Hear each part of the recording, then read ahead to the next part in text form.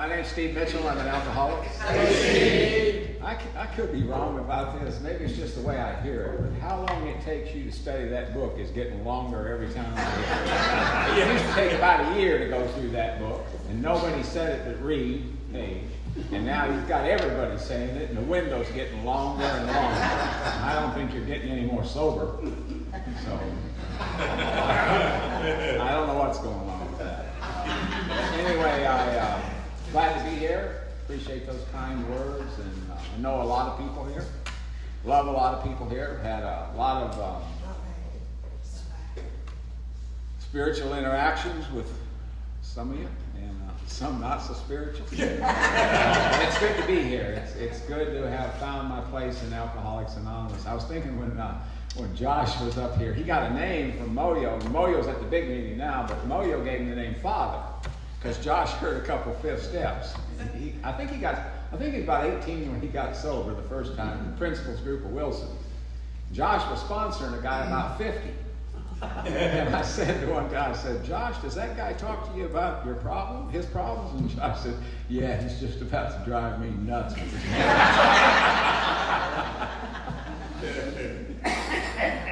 Good job on your reading, Josh. Well, today's it, May 26, 1975. Let me see if I can say that like Reed does. My sobriety birthday is May 26, 1975. Did I get it right?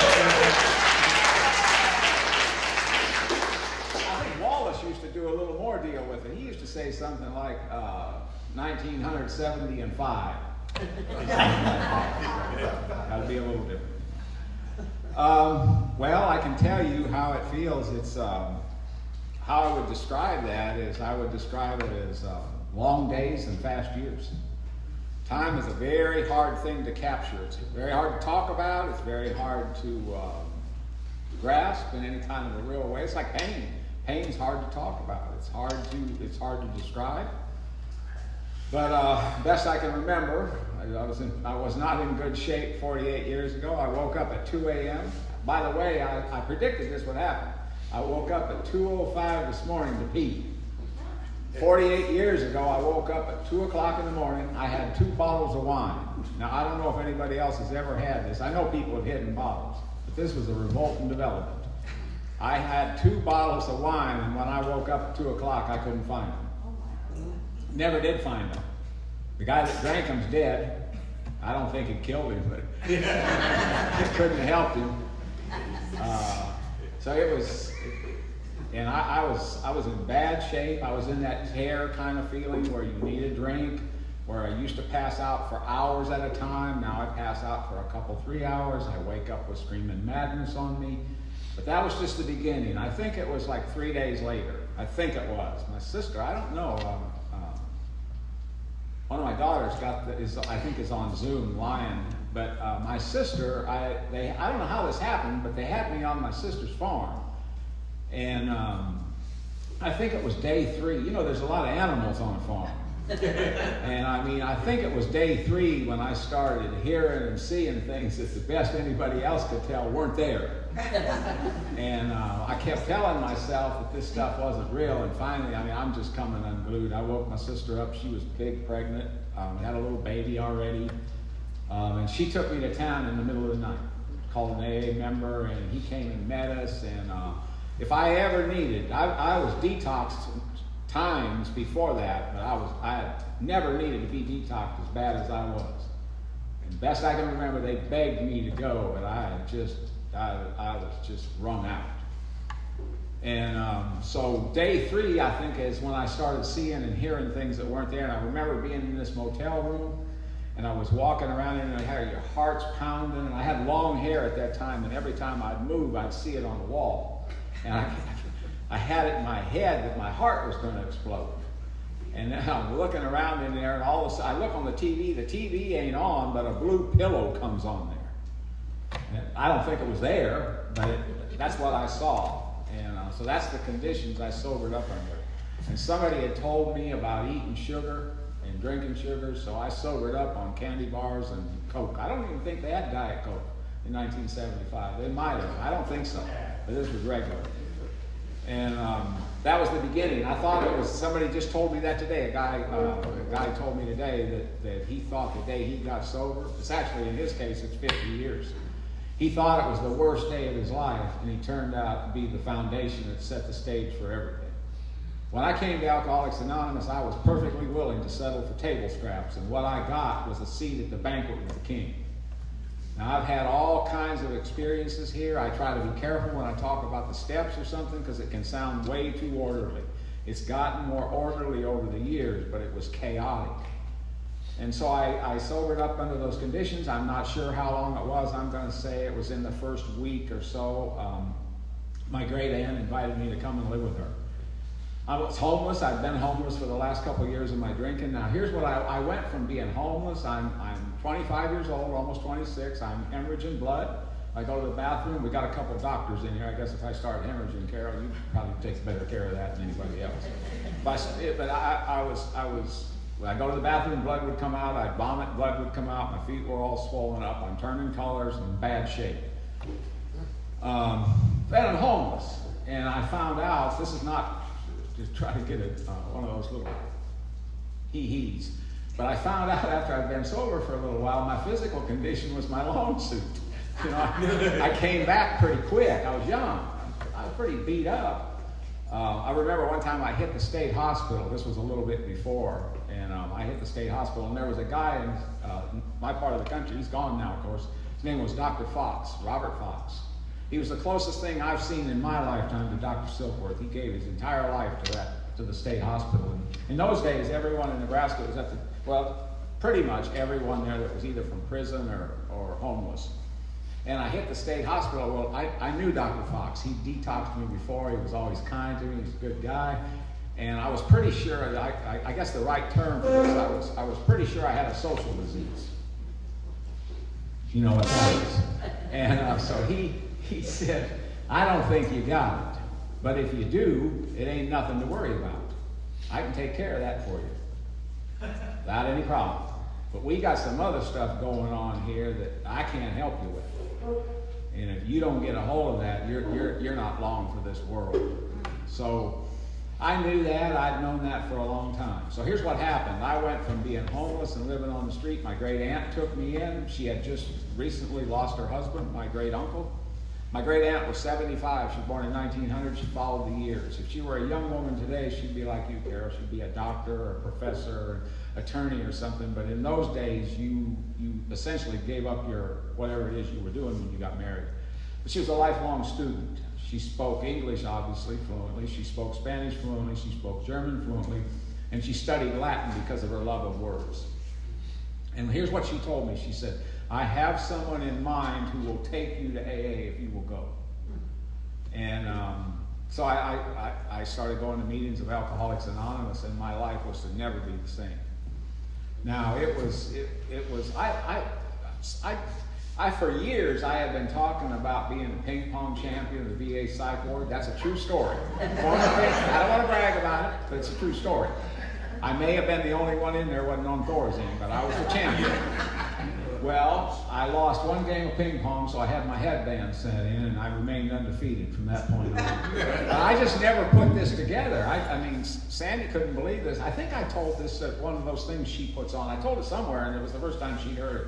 I was sober. I had to be put in the hospital because I was going nuts. I was a little bit past 1 year, and I am more convinced today than ever.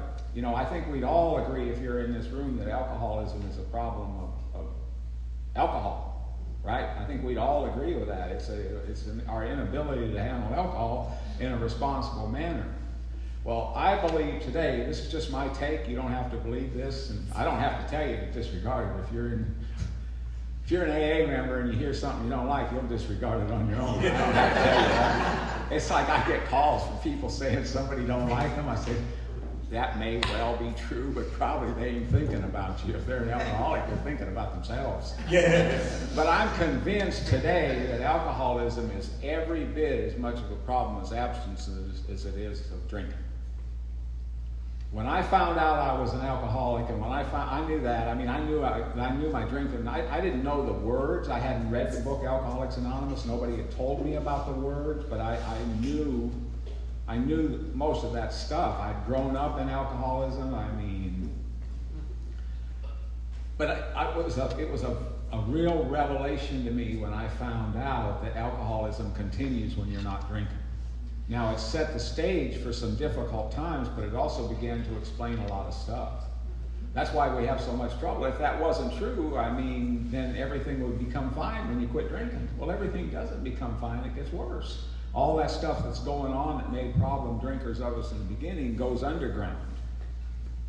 I tell you, I can't, all of that stuff, all the obsessions with anger, with fear, with work. I don't think I ever had that one with work. All of that stuff, sex, gambling, whatever that is, all that stuff goes underground.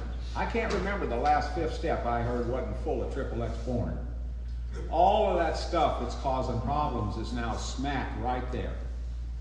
And what are you going to do with it? Well, usually what happens in real time is in the first little bit, somebody around the coffee pot or somebody at a meeting starts to tell you you're going to have to do something about those resentments. All resentment is comes from a Latin word meaning to refeel. So, I heard a guy say it like this. He said, who do you put on your fourth step? He said, in your case, just put anybody on there that you've ever had a conversation with that wasn't in the room. That's a good start. So that word is it's a big word. So here's what happened. I'm from Nebraska. I don't know how this has happened. I think somebody just brought this up the other day. I lived in Nebraska. I'm not from the farm, but I'm from farm country. Now, I don't know how this is even possible, but it happened. I have all kinds of things like this that have happened to me. I know what all the crops look like on your plate, but the only crop I know in the field is corn. I've been there all my life. I don't know what they are. I mean, it's just I was just like, I don't know how this happened. So I started school when I was 4, because I'm smart, right? So I started school early, and again, I don't know how this happened. I watched my kids. My kids are grown in their 40s, and I watched my grandkids learn how to read. And the best I can tell, I never had to learn how to read. I mean, that may be an overstatement. There may be something I don't understand, but I just knew how to read. I knew how to read really good. I knew how to read out loud in front of people. I often knew what words meant that I didn't know how I knew that. Sometimes I knew what big words were out of context, like those Reader's Digest word things. I usually do pretty well on those. So they thought I was smart. Boy wonder. Here's what happened to me. Now, they were disabused of that pretty quick. But here's what happened. That little elementary school, now I'm not from Omaha, but I'm about 25 miles outside Omaha, a little town of Fremont, Nebraska. About 25,000 people. That old woman who ran that school was an institution in that part of the country. This story I'm going to tell you was not adversarial. They were very kind. She'd given her life over to adolescent. It was a great school, Grant School. And they had introduced, I'm in the 4th grade now, they introduced a thing called long division. And they might as well have been talking to me in Russian. I mean, that didn't make any more sense to me, and they wanted to know why I wouldn't do it. They didn't believe I couldn't do it. So they took me, I remember being in the principal's office a long time ago. I'm 73 years old, so I'm 4th grade. I don't know how old you were, but it's a long time ago. And the principal was in there, Miss Cartwright. My teacher was in there. She was an old lady too, who had been in elementary education a long time. There was another woman in there, probably some kind of a counselor or something. And what they wanted to know is why I wouldn't do that. Well, I wanted to know why I couldn't do it. They didn't believe that. And I think it was the principal. You know how somebody will say something to you like you're smarter than I am? They're trying to get you going. It's like it took me years to realize when people are talking to you about potential, you ain't doing well. Yeah. Every place I've ever been, they've talked to me about potential. Well, if you're hitting on what you're supposed to, ain't nobody going to talk to you about potential. Everywhere I just think, man, that's good. No, that's not good. But they wanted to know why I wouldn't do it. Well, I couldn't do it. Then as I went on, it began to make sense to me. Life is lived forward, but it's understood backward. That's especially true in Alcoholics Anonymous. I think what happened to me, I was beat into such a state of collapse that I became willing to take actions that I knew wouldn't work because I was out of anything else to do. So I began to do things that I was certain wouldn't work because I didn't have any other solution. It wasn't that I didn't think they'd work for other people. I was convinced that they wouldn't work for me because of the things I'd done, and I just was too soiled, too far gone. But then as I went on, a lot of things, I had trouble learning how to tie my shoes. I remember my dad, one of the worst cases of alcoholism I've ever ran. I've worked with a lot of alcoholics in my life, like anybody else that's been sober. I've never seen a worse alcoholic than my dad. It was no problem to him. He said one time, he said this like, he meant this. He told my sister, he said, I've never been able to figure out why Steve had so much trouble quitting drinking. He said, I never did. To the best of my knowledge, he never quit. And he told me that first summer I was sober, he said, you know what the problem with you is? And I said, what's the problem? He said, the problem is you went from one extreme to the other. Well, I'm pretty sure that's the idea. You come to Alcoholics Anonymous drunk and now you're drinking. That appears to be the drill here. But I can't read a map. There's all kinds of stuff like that I can't do. When I learned how to use the telephonic instrument for directions, it literally changed my life. You used to stop and ask people for directions. They draw that little map for you, right? And they'd get done, I wouldn't know which way to pull the car. Jim Holmes used to speak at this meeting once a year too, and him and I rode thousands of miles together over many years. 30 years probably. We drove thousands of miles, about 15-20% of it lost. And we were going one time, we were living in Omaha, we went down to Fort Riley. This friend of ours was speaking at a symposium at Fort Riley, so we went down there and we pulled the car up on, anybody's been on a military installation. This young woman, military police officer, comes out there and she's got a big board. We tell her we're trying to get where we're trying to go. Well, she had it on her list. So she comes out there with a big board and a marker. And she starts talking to us and pointing like this, and both of us are sitting in the car. We don't have any idea what she's talking about. About that time, a car goes by with an Easy Does It bumper sticker. I said, follow it. We're right to it. But it was all very confusing. Later, when I was in the ping pong champion in the state hospital, they had a young PhD psychologist. By this time, I'd spent 4 years in the military. I'd spent a year in Vietnam. All kinds of things that happened in real life and real time. But he explained, a lot of his PhD, he said, was on right brain, left brain. And he said that whatever happened to me, whatever was wrong with me, was very small, that it was a very isolated.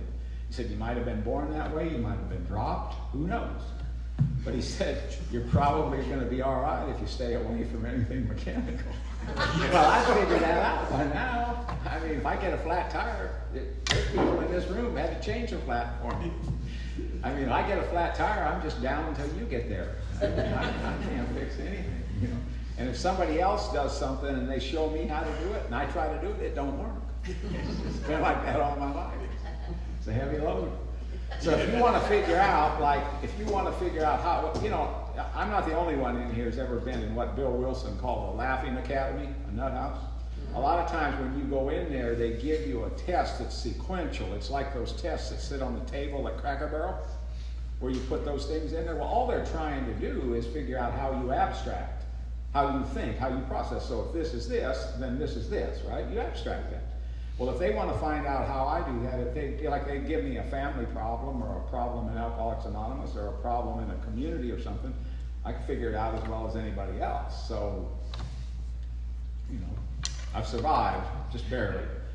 What you've done, you've taken a guy that's marginal at best, put him on the sunny side of the street, and some of us get in here and stay here forever. That's just what happens. It's just that way. So anyway, I started drinking. I got drunk the first time outside of my home at 15. Now, I've drank before that. My active alcoholism goes from age 15 to 25, almost 26. I haven't talked to a guy in over 40 years, just contacted me a couple weeks ago that I got drunk with him and another guy the first night outside of my home. The other guy, this guy hasn't drank in 40 years. He's not in AA, but the other guy, I don't know whatever happened to him, but he killed a man driving drunk. The reason I know he was drunk is I was at the bar when he left, and I was at the bar when he came back after the wreck. It was a different time. He knew the deputy sheriff had investigated the wreck. They didn't even test him. They didn't do anything, but he was drunk. I was the best man at one of his weddings. I had a married girlfriend. She's dead now. Her name was Mary Lou Cofield. I still think about her sometimes. And she, I mean, hands down, the best looking woman I ever went out with in my life. You know, all my life, ever since I've known about women, I've found certain women very attractive that my friends think, I guess a polite word would be plain. It's a very personal thing. It's kind of like sponsorship and home group. It's a very personal thing. But I think there are some. I think Mary Lou on her worst day would stop traffic. But anyway, I had her hidden out from the law and her husband. And so Les and Dixie got married up at the courthouse. So we snuck up there. I'm the best man. Mary Lou's the best woman, whatever that's called. The wedding went so well, we just went on the honeymoon with her. And the plan was, we were headed out, we were going to Miami. So Mary Lou's writing bad checks, and we're drinking, and we're getting drunker as the day goes on. We decided, Miami's too far, we're just going to go to Denver. It's 500 miles. We ended up in Omaha, and that was 30 miles. That's kind of how my drinking went. But here's what happened. I got drunk that first night outside my home. Now this is, again, my take. Any speaker should say, at least intimate, that they don't speak for Alcoholics Anonymous. I'm not an expert. I'm not an authority on Alcoholics Anonymous. I ain't a counselor. I'm nothing. Here's what I am. I'm a guy that Alcoholics Anonymous has worked very well for. That's what I am. But if I had to describe, I understand that Bill Wilson said resentment is the #1 offender. I would not quibble with that. But what I would say for me, if I was going to use one word to cut right to the chase on alcoholism, I would use the word that best describes the illness of alcoholism. I would say fear. And so I was always terrified. If somebody would have asked me what I was afraid of, if I could have been honest, if I could have talked about that, it would have been easier to say what I'm not afraid of. I just knew that life didn't make sense to me. What I was hearing, particularly from my mom, and what I was seeing were two different things. And so I grew up on that. I was very confused. And that night that I got drunk, I mean, my life, it was revolutionized. When alcohol's working, and a spiritual awakening or spiritual rearrangement in Alcoholics Anonymous manifests themselves, they're very similar. Very similar. What alcohol did for me was make it possible for me to live in the world with some degree of whatever, equanimity or whatever you want to call it. That's what Alcoholics Anonymous has done.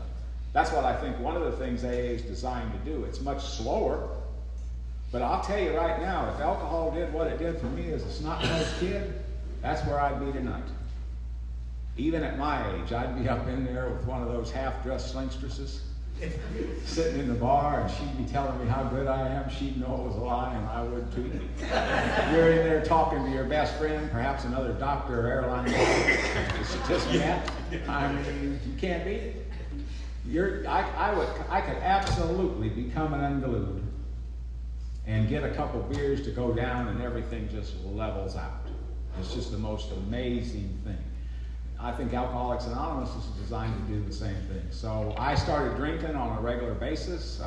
At that time, most of the kids in my town were drinking on Friday and Saturday nights. I don't think I ever thought this through, but I must have thought if it'd do that for you on Friday or Saturday night, it'd do it every other night. So I'm one of the people in Alcoholics Anonymous. I took the morning drink a long time before I needed it. But I'm here to tell you one thing for sure. If you take it before you need it, it ain't going to be long before when you need it. Now, so I'm a 15-year-old snot-nosed kid, and I'm getting ready to make my move on my first older woman. So I got a job. I'm an elevator operator. There's some people in here about as old as my great uncle. So there's some old people in here that know about those old crank elevators. Now you just push a button, right? But you used to drive them with a crank. I'm a bellboy. 25 cents an hour. Bought 2 motorcycles on that job. The tips were, I made a lot of money. But 25 cents was the pay, and make a lot of money in a hotel. And I could get as much alcohol in that hotel as I could steal. And this woman came in there. Now, what she told me was that she was 18 and she'd come in from the farm to look for a job. She might have come to look for a job. It had been a long time since she'd seen 18. Here's what I know. You take a guy like me at 15. I watched my own kids go through this. They want you to get your little girlfriend, maybe meet her parents, maybe get a ride somewhere. You're not driving yet. All this stuff. And I mean, all that stuff is good. I think they're trying to show you what to do. I wouldn't have done anything like that with a gun at my head. So you get a guy that can't get through his own name in an introduction, right? That's me. I steal all that booze, start drinking it with that woman, and I end up in bed with a full-grown woman. You ain't likely to give up something that does that for you very easily. I'll assure you of that. It says in the book Alcoholics Anonymous that most of us have to be pretty badly mangled. That's why. It's because alcohol does so much for us. It's not like I was well and then I got drunk and got sick. I was sick, I got drunk and got well for a while. It's just I lingered way too long at the well. And it was too fast, it was too violent, it was too just whatever. So it was trouble right from the very beginning, but it was well worth it. You know, I'd pop off, I'd get hit in the mouth, I'd get arrested for minor in possession. Something would happen. I'd go to California. There's giant, I know what money looks like. I don't have any. If you compare where I started out as a homeless man, I'm a wealthy man, but I ain't got any money. But I know what money looks like. There's big money in my family on both sides, far out removed from me. My great aunt didn't have part of that money, but they had a lot of privileges. Well, I have a great aunt and uncle. They're gone now, of course, too, but they have their name on a building at the University of Nebraska at Lincoln. I was at an AA thing up in Massachusetts, and there was a picnic on Saturday afternoon. I happened to be seated. This woman next to me was a vice president of finance at a local college, so I was telling her that my great aunt and uncle have their name on a building at the University of Nebraska at Lincoln. It's bigger than this church. I've seen it. And I said, I guess you'd have to give $2-3 million for that to happen, wouldn't you? She started laughing. She said, no, 15 or 20. So that's big money. None of it was ever given to me. None of it was ever earmarked for me, but there was opportunity. There was opportunity. And by the time I was done, those people wouldn't have given me a penny if I needed a new heart. But there was opportunity. And my drinking just took off, and it just mowed down through everything. But strange things also happened. I was in trouble with the law. They sent my friend to prison, and I went off in the military. I know today that I was a very dishonest recruiter. What he told me is that I needed to come up with as much money as I could.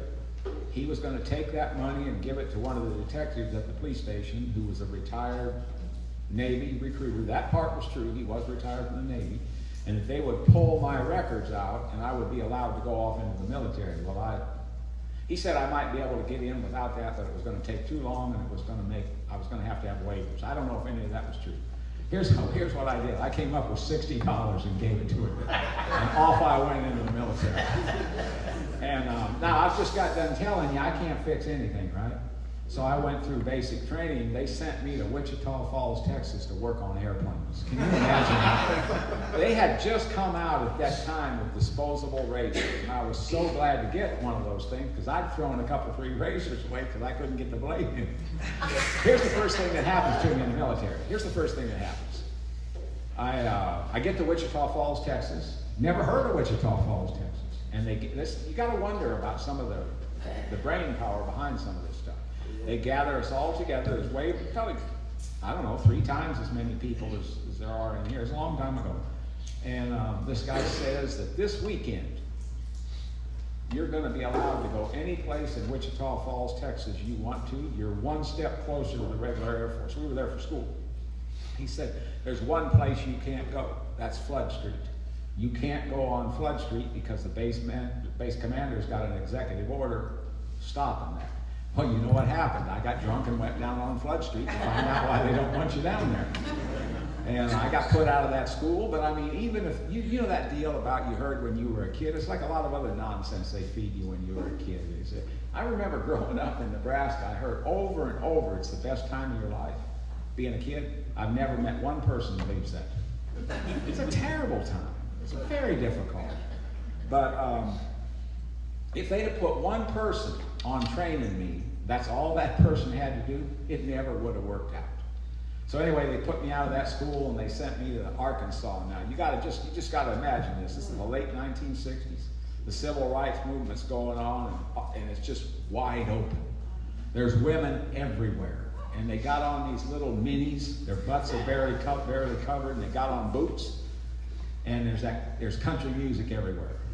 Even to this day, I question people's alcoholism that don't listen to country. There might be something else wrong with them.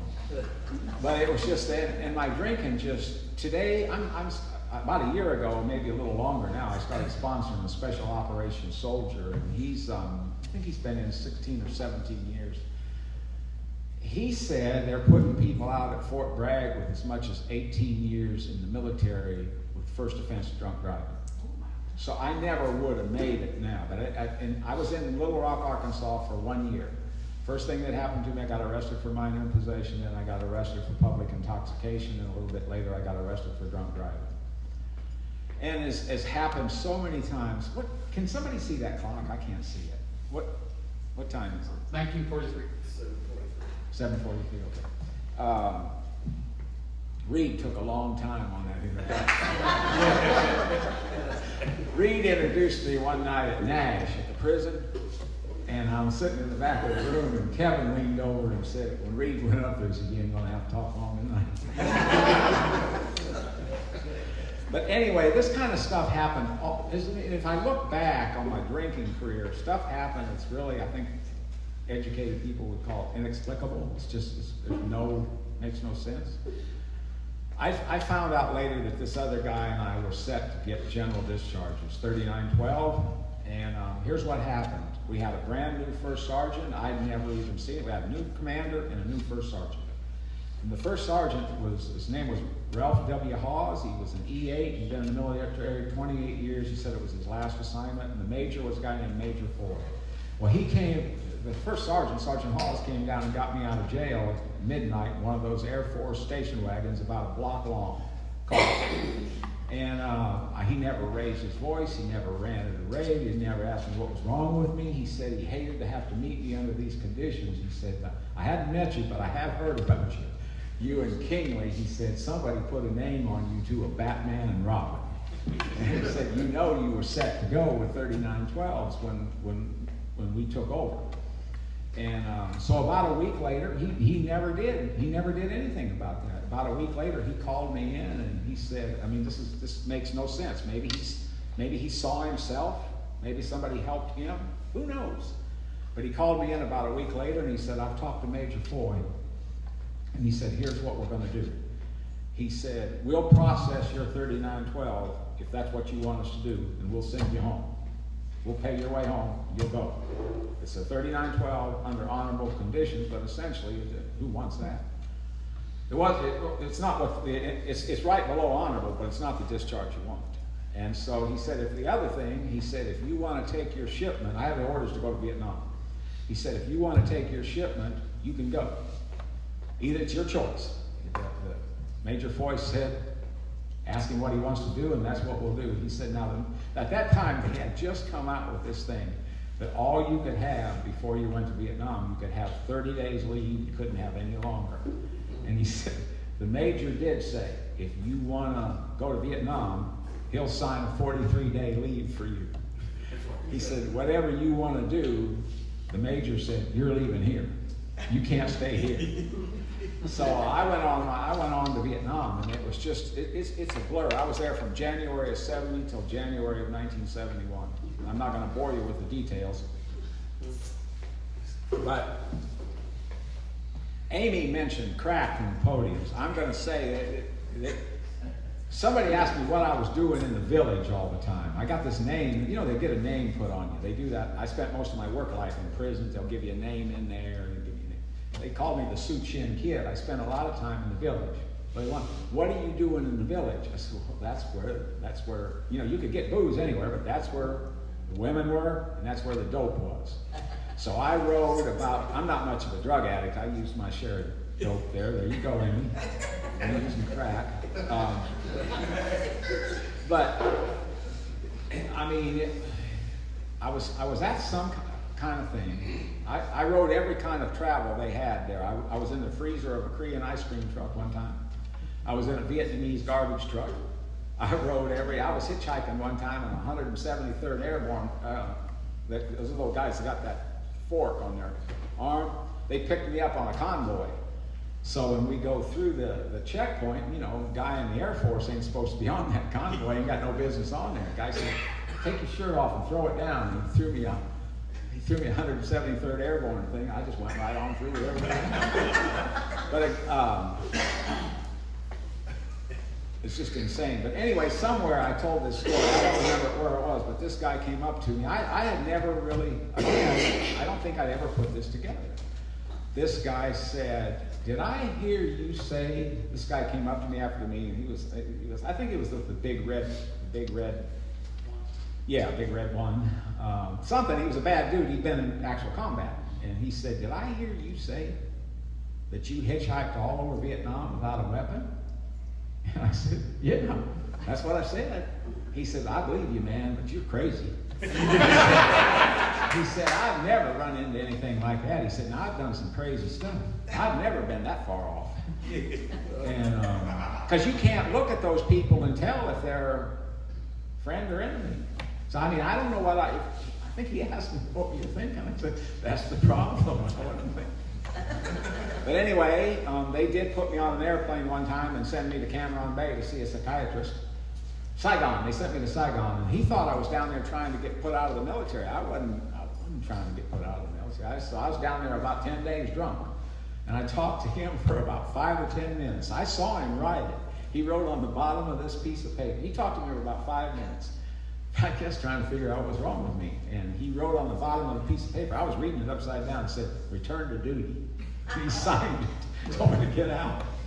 Okay. So what are you doing down here? I said, "I don't know." Well, maybe you tell me. So I finished out my time there. I came back to the United States, and I get to the United States in, this would have been January of 1971. Now my alcoholism is in full bloom. Been in full bloom for a long time. For years, when I heard people talk about the progressive nature, the illness of alcoholism, and when I talked about it, primarily what I was talking about was the drinking getting worse. But there's a lot of other stuff going on with progression. There's the fear, the anger, the blaming others, there's the isolation. The way I like to look on it, active alcoholism breeds itself in isolation. Recovery breeds itself in community. That's what we're doing here tonight. If you don't hear anything that makes sense to you, just go to another meeting. Gather up with the people. You know, what we have in Alcoholics Anonymous is a sense of identification. It says in the big book that we shared in a common peril. I think that means alcoholism. We shared in that. But it says that wouldn't have held us together as we're now held together. What holds us together is a common solution. So you could say no identification, no Alcoholics Anonymous, no 12 steps, no Alcoholics Anonymous. So I come back to the United States. Again, I'm not going to do a 5th step at this podium, but I'll just leave it at this. I was involved with some people that were outside the long arm of the law. And my plan was to stay involved with them until I got out of the military and then fall in full time with them. So in March of 1971, my alcoholism is way out of control, and my mind is, I have no business being in the military. I'm not the only one in there like that, but I have no business being in there. And because of my drinking, because of hatred, and just because of the way I'm living, I was a good bit responsible for the death of another person. Now I can tell you, looking back on that what happened is I just went on. And what I told myself, I must have known better. I don't know what Herman Freud would say about this. I know his name's Sigmund.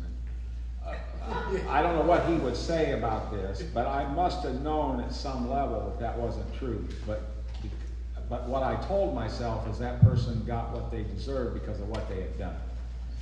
And I just kind of sunk to another level. You know, there's a place in the book, Alcoholics Anonymous, where it says the drinking career of any alcoholic has some stuff that's hilarious, and it has some stuff that's tragic. Most of alcoholism is neither one of those. I mean, some funny stuff happens, and some hilarious stuff happens. And there are things that are tragic in alcoholism, but most of it is just a wasted and busted life of less and less and less. So alcoholism went on. I'm going to tell this story for Sandy. She likes this story. My wife hates this story. If you don't like this story, I don't know what to tell you. I'll just tell you this, too bad. Anybody in this room knows Tom Ivester? He's a moralist. I told this story one night up in Rhode Island. Him and I were up there. And most of the time when something embarrassing happens, you're glad your sponsor ain't there. But I was awfully glad he was there. I've told this story, I've been telling this story for years. I didn't know I could get in trouble for telling this story, but there was a woman, rather large woman, that took serious exception to this story. And Tom is a serious moralist. Tom don't like people living together that are in love that ain't married. He's a moralist. But he told me when she was done ranting and raving, he said, don't pay any attention to that junk, man. If you want to tell that story, have at it. But here's the story. I was in a bar, and I had this woman with me. Now, she was not, best I could tell, she was not, how do I go about this? She was not ugly. She, however, was old. And I told this story one night, a woman right down in the front row said, you mean mature, don't you? I said, no. Here's what happened. A lot of this story was pieced together by the Highway Patrol. So I'm driving a large white car. I leave a bar in Spokane. End up out in this little country town. Go in a bar. Come out of there, they said drunk. Come out of there about 2-3 hours later. Get in another large white car, but it ain't the one I drove to the bar. You can't make something like this happen. You could put it in a sitcom if you know how to do it. And drove off. Fat, dumb, and happy. I mean, I don't know anything's wrong. And I get arrested for auto theft and drunk driving. And I'm trying to figure out how to get arrested for auto theft. I know I'm drunk. They put that woman and I in this little jail cell. They only had one little cell in this jail. They put us in there together. And again, this is for Amy. I had a thing full of pocket rockets. And she had on my jacket, she had on these little bitty white shorts, just barely covered her. And she had, right in jail with us, she had that little thing of pocket rockets. When they searched her, she just held it out like this, and it was dope. She just held it out like this, and they shut her down. Well, the next morning, they finally figured out what had happened. They let us out of jail. And I'll never forget this. I don't think if I live to be 500 years old, never forget this. The only thing I got a ticket for was leaving a motor vehicle unattended with the keys in it. That's all. I think, you know how you tell something so many times you can't be sure? I think they even gave us the beer back that we had. I'm pretty sure they did. But I'll never forget this. The next morning they let us out of jail, and she was walking ahead of me, and I was standing out in front of the jail, and you know how they'll talk to you? Like that? So this patrolman was talking to me like this. And he's saying, she's going to have to drive. You're too drunk. You're still drunk. She's going to drive. I'm sure I'm saying, you're right, boss. So I don't know why I did this. He told me to get going. So I turned and started going. Now this woman was probably in the kitchen. And I start walking. I don't know why I did this. But I turned around and looked at the patrolman. He was standing in front of the jail like this. Well, you know how on his hands. When I looked at him, our eyes locked. You know how your eyes are locked? It can happen in an AA meeting. It can happen in a restaurant, and our eyes just locked. And she had on these little bitty white shorts. Part of her butt was coming out the bottom of those shorts. And our eyes just locked. And I looked at that patrolman, and he went.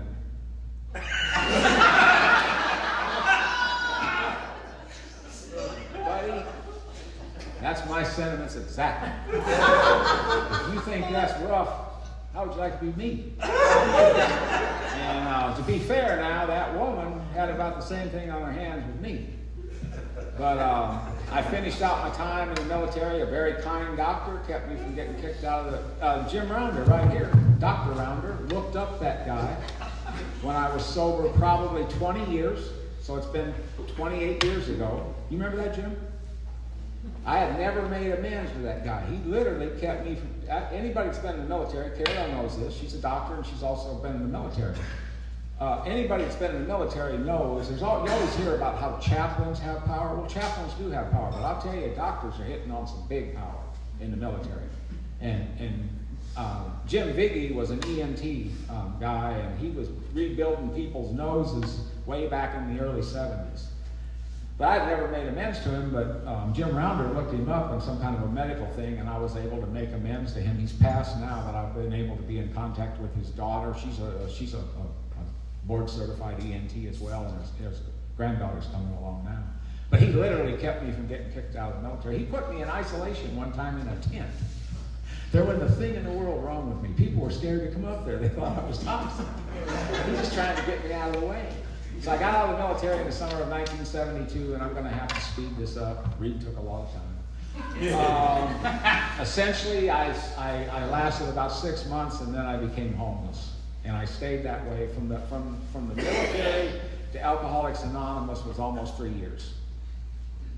72, 75, almost 3. The window was just a little bit less, and I only worked a period of 6 weeks. And it's bad, it's terrible. To this day, I had a lady at a medical thing ask me one time, she sat down right beside me, and she said, "Do you mind if I ask you a couple questions about your alcoholism?" She was a partner in the practice I went to, and I said, "No, that'd be fine." And she said, "Would you mind telling me what it is you think actually," she said, "I'm trying to learn about alcoholism," which I appreciated a medical doctor trying to do that. It was a family practice.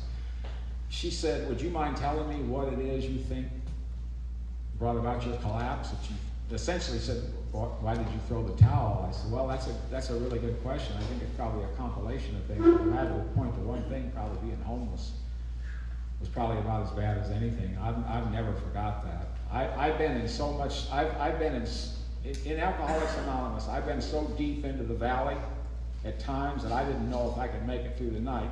I didn't know if I could make it through the night alive, let alone sober.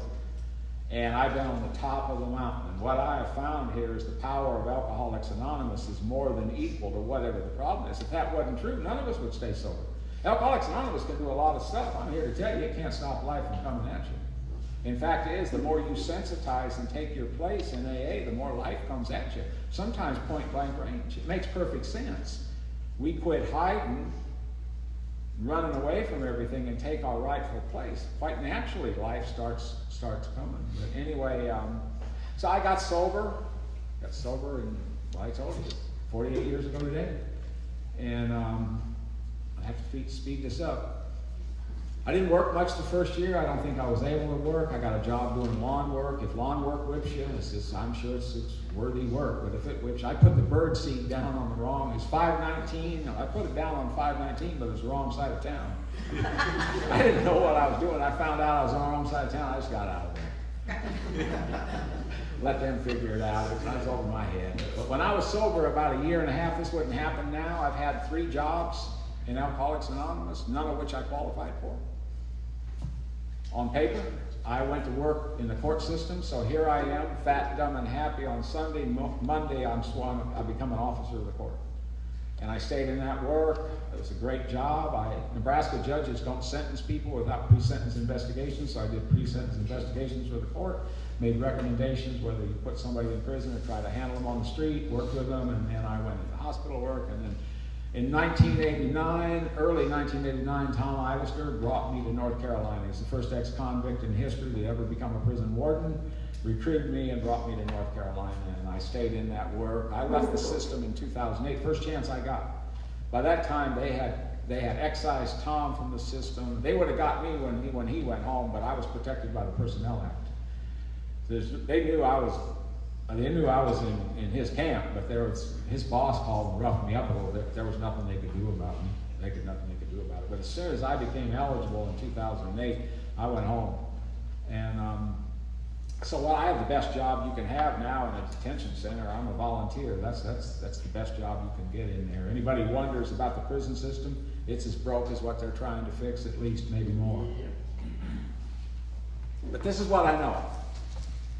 I've been able to raise my kids here. They're doing really well. Like anybody else, they got problems, but they're good, hardworking, contributing members of society, good parents, doing well. I've had 2 wives. This one's the best. But anybody that's got a wife knows that ain't a walk, no matter how good it is. But what's happened is that what's happened to me, given my wasted and busted life over at Alcoholics Anonymous, it's given me many things, but at the top of that, it's given me a sense of purpose. I used to wonder what it is I'm doing here. What is this? I mean, are you playing chess with me, or what is this? I can't take many more of these body blows. Well, I have a sense of purpose now. Not only have I somewhat learned how to live here. Here's how I would describe it. I know a lot about drinking, and I know some about not drinking. But I know this, that the program of Alcoholics Anonymous is more powerful than the illness of alcoholism. I know that. That ain't. I was talking to this guy. I sponsor this guy. Some people might be able to figure out who it is, but I was saying something about if you mess around with him, you might not be around here long. And somebody said, is that a theory or what? I said, oh no, that's documented. That's documented. But so, I mean, it's not a theory that Alcoholics Anonymous is more powerful than the illness of alcoholism. If problems could get us, then it'd be a crapshoot. We'd be following right and left. So, but it's not. It's not a crapshoot. The truth is, most of us get way more problems when we quit drinking. So anyway, Reed, thank you for having me. I'm really glad to be here. I'm glad to be a part of Alcoholics Anonymous. Thank you for my life. Thank you for listening.